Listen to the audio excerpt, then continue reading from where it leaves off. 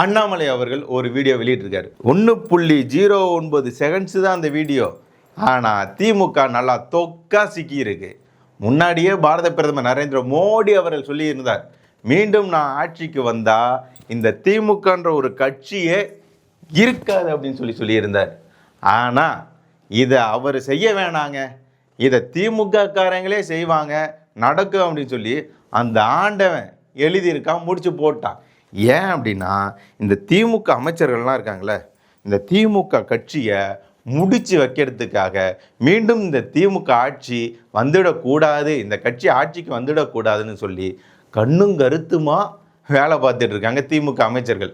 அப்படி என்ன பண்ணிட்டு இருக்காங்க, அண்ணாமலை அவர்கள் என்ன வீடியோ வெளியிட்டிருக்கார், அதெல்லாம் நம்ம பார்க்கறதுக்கு முன்பாக நம்ம நைனா இருக்கார்ல, ஆக உங்களுடைய கனவை சொல்லுங்கள் அப்படின்னு சொல்லி ஒன்று சொல்லியிருக்கிறாருங்க. கேட்குறாரு, மக்கள்கிட்ட இருந்து கேட்குறாரு, உங்களுடைய கனவை சொல்லுங்கள் அப்படின்னு சொல்லி.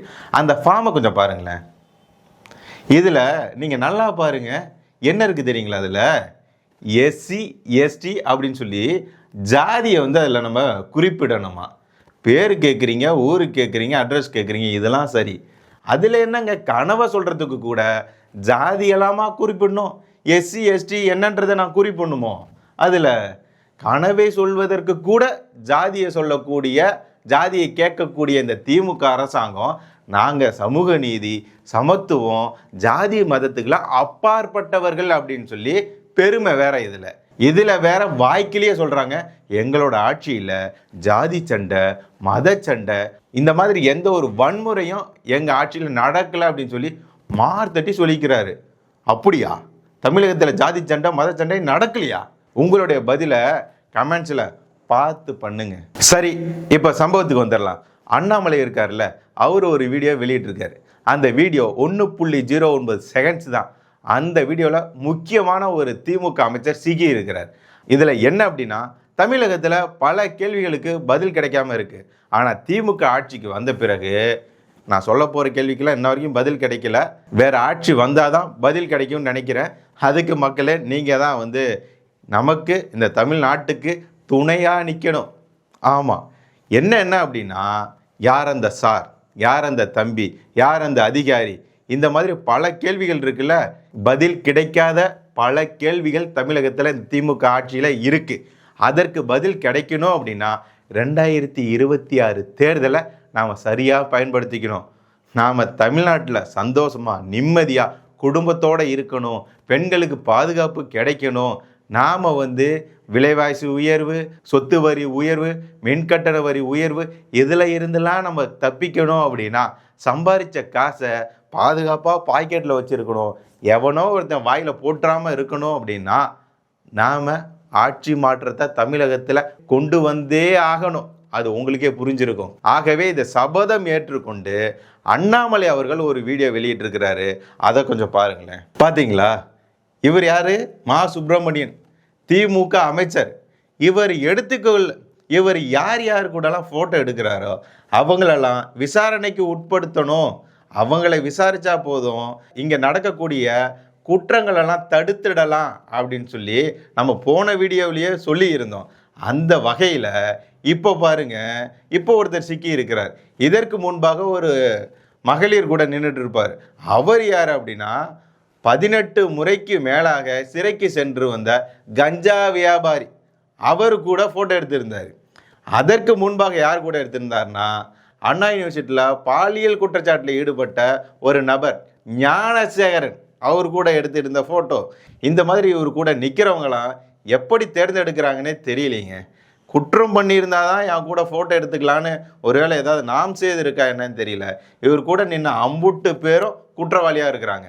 அந்த வகையில் இவர் யார் அப்படின்னா, சேலம் மேச்சேரி பேருந்து நிலையம் அருகே திமுக நிர்வாகி பிரசாந்த், அவரது அம்மா மற்றும் சகோதரர் சட்டவிரோதமாக 24 மணி நேரமும் மதுபானம் விற்பனை செய்து வருகின்றனர். இது குறித்து புகார் அளித்தும் நான் அமைச்சரின் ஆள், ஆட்சி எங்களுடையது என்று கூறி காவல்துறை அதிகாரிகளை மிரட்டுவதால் மேச்சேரி காவல்துறை நடவடிக்கை எடுக்காமல் இருப்பதாக கூறப்படுகிறது.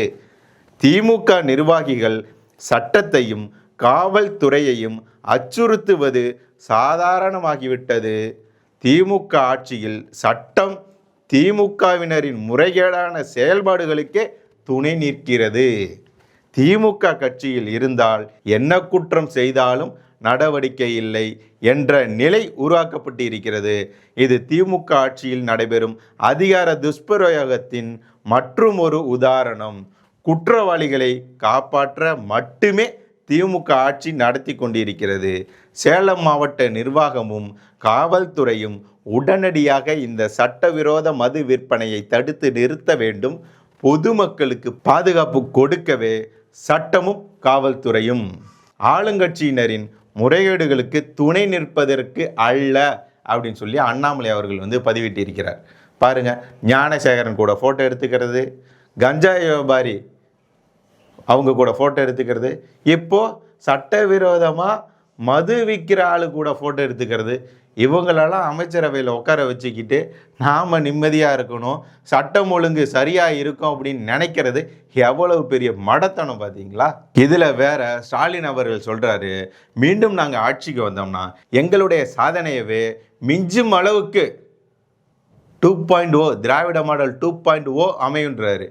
எந்த மாதிரியான சாதனைகள்னு பார்த்துக்கோங்க. அதுக்கப்புறம் திரும்பி இவங்க எதை நல்லது செஞ்சு வச்சுருக்காங்க அப்படின்னு சொல்லி நினச்சி ஓட்டுக்கிட்டு போட்டு தொலைச்சிட போகிறீங்க. அப்புறம் முடிஞ்சது கதை. ஏன் அப்படின்னா பெண்களுக்கு பாதுகாப்பு இல்லை. நாம் நிம்மதியாக ரோட்டில் நடந்து போயிட்டு வர முடியுமா? எவன் எதை வச்சுருப்பான், எப்போ எதை எடுத்து போடுவானே நமக்கு தெரியாது. அவன் எந்த போதையில் இருக்கான் அப்படின்னு கூட நமக்கு தெரியாது. அதெல்லாம் தாண்டி தப்பிச்சோம் பொழைச்சோம்னு வீட்டுக்கு ஒடியாந்தோம்னா மின்கட்டண வரி உயர்வு, பால் போன்ற அத்தியாவசிய பொருட்களின் விலை உயர்வு, எல்லாத்தையும் சொத்து வரி உயர்வு எல்லாத்தையும் பண்ணி வச்சுருக்கிறாங்க இவங்க. அந்த மாதிரிலாம் பண்ணிவிட்டு இது போதாது அப்படின்னு சொல்லி திராவிட மாடல் 2.0 இந்த ஆட்சியவே எங்களுடைய சாதனையவே மிஞ்சும் அளவுக்கு இருக்குன்றாங்க. பார்த்துக்கோங்க, இதையே நம்மளால் தாங்கிக்க முடியல. 2.0 வந்ததுன்னா ஐயோ. இதில் மக்களே நான் ஒன்று சொல்லணும்னு நினைக்கிறேன். அண்ணாமலை அவர்களை 2 முறை இழந்து விட்டோம். நாம் அவரை வெற்றி பெற வைக்காமல் நாம் தான் கஷ்டப்பட்டுக்கிட்டு இருக்கோம். அதில் இருந்து நாம் மீளணும் அப்படின்னா அவர் சிங்காநல்லூர் தொகுதியில் போட்டியிட போவதாக தகவல் வருது. அந்த தொகுதி மக்கள் விழித்து கொள்ளுங்கள். அண்ணாமலை அவர்கள் சிங்காநல்லூரில் சிங்கம் வென்றால் மட்டுமே நமக்கு விடுதலை. பார்த்துக்கோங்க மக்களே. ஏன் அப்படின்னா படித்தவன் ஆட்சிக்கு வரணும், அதிகாரத்துக்கு வரணும்னு சொல்லி நம்ம நினைக்கிறோம்ல, விரும்புகிறோம்ல. அப்படின்னா தான் தமிழகம் முன்னேறும், வளர்ச்சி அடையும், குற்றங்கள் நடக்காது அப்படின்னு சொல்லி ஆசைப்படுறோம்ல. அப்படி ஒரு ஆட்சி அமைய வேண்டும் அப்படின்னா அண்ணாமலை அவர்கள் ஜெயிக்கணுமா இல்லையா? ஏன் அப்படின்னா அவர் படித்தவர், முன்னாள் IPS அதிகாரி, குற்றங்கள் செய்யாதவர், லஞ்சம் அந்த மாதிரிலாம் வாங்காத மனுஷன். தப்பு நடந்ததுன்னா எங்கே கர்நாடகாவில் போய் கர்ஜித்தவர்.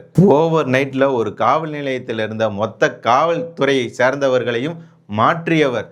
தப்பு நடந்தது அப்படின்னா சும்மா சொடக்கு போட்டு தூக்குறதுல அண்ணாமலை மாதிரி யாரும் இல்லை. நான் இங்கே தான் இருக்கேன், கட்சி ஆஃபீஸில் தான் இருக்கேன், முடிஞ்சா வா, இல்லை நீ நேரம் கொடு, எங்கே வரணும்னு நீ சொல்லு, அங்கே நான் வரேன்னு சொல்லி தைரியமாக போட்டு துவைச்சி எடுத்த நபர் தான் அண்ணாமலை அவர்கள். இந்த அளவுக்கு தைரியமான ஒரு நபரும், உண்மையை உறக்க சொல்லக்கூடிய ஒரு நபரும், யாருக்கும் பயப்படாமல் உண்மையை ஆணித்தனமாக சொல்லக்கூடிய ஒரு நபர், நல்லதை செய்யக்கூடியவர், ஆட்சியில் இல்லைன்னா கூட மத்திய அரசாங்கத்திடம் பேசி தமிழகத்துக்கு என்ன வேணும் அப்படின்றத வாங்கி தரக்கூடிய ஒரு நபர். ஆகவே அவர் ஜெயிக்கணுமா இல்லையா? மக்களே, இது நம்மளுடைய பொறுப்பு, பார்த்துக்கோங்க. இப்போது பாரத பிரதமர் நரேந்திர மோடி அவர்கள் திமுகவுக்கு பல பேர் இருக்கிறது நமக்கு தெரியும். அந்த வகையில் இப்போது திமுகவிற்கு ஒரு புதிய பெயரை பாரத பிரதமர் நரேந்திர மோடி அவர்கள் வைத்திருக்கிறார். மிக சால பொருத்தமாக இருக்கிறது அந்த பெயர். அது என்ன பெயர் அப்படின்றத நீங்களே பாருங்களேன். डीएमके सरकार को अब लोग सीएमसी सरकार कह रहे हैं। सीएमसी सरकार यानी करप्शन, माफिया और क्राइम को बढ़ावा देने वाली सरकार. பாத்தியா பையா, இது டிஎம்கே நகிஹே, இது CMC. C corruption, M mafia, C crime அப்படின்னு சொல்லி திமுகவின் ஆணி வேறையே சும்மா புடுங்கி எறிஞ்சிருக்கிறாரு மோடி அவர்கள். திமுகனா ஆமாங்க இது எங்கள் குடும்ப கட்சி தானே சொன்னார் ஸ்டாலின் அவர்கள். அப்போ கூட நாம் அதெல்லாம் கேட்டும் கூட திமுகவுக்கு ஓட்டு போட்டோம். முன்னாடி ஸ்டாலின் அவர்கள் சொல்லியிருந்தார் அதிமுக ஆட்சியை பார்த்து கலெக்ஷன் கமிஷன் கரப்ஷன் சொல்லியிருந்தார். திமுகவுக்கு நான் வைக்கிறேன் பேர் அப்படின்னு சொல்லி பாரத பிரதமர் நரேந்திர மோடி அவர்கள் கரப்ஷன் மாஃபியா கிரைம் சிஎம்சி அப்படின்னு சொல்லியிருக்கிறார். இது சிஎம்சி, திமுக இல்லை, இது டிஎம்கே இல்லை, நகி நகி நகி சிஎம்சி அப்படின்னு சொல்லி பேரை வச்சிருக்கிறாரு. இப்போ நான் என்ன சொல்கிறேன் பாருங்களேன், இப்போ திமுக காரங்க எலெக்ஷன் நெருங்கிடுச்சா, இன்ன வரைக்கும் நம்மளை வச்சு செய்யு செஞ்சு விட்டாங்களா, மழை வெள்ளத்தில் பாதிக்கப்பட்டோமா, இங்கே நடக்கக்கூடிய குற்றங்களால் பாதிக்கப்பட்டுக்கிட்டு இருக்கோமா, டெய்லியும் பாதிக்கப்படுறோமா, விலை உயர்வு எல்லாத்துலேயும் பாதிக்கப்பட்டுக்கிட்டு இருக்கோமா, இங்கே போதைப்பொருள் கட்டுக்கடங்காமல் போயிட்டுருக்கா, கஷ்டப்பட்டுட்டு இருக்கோம்.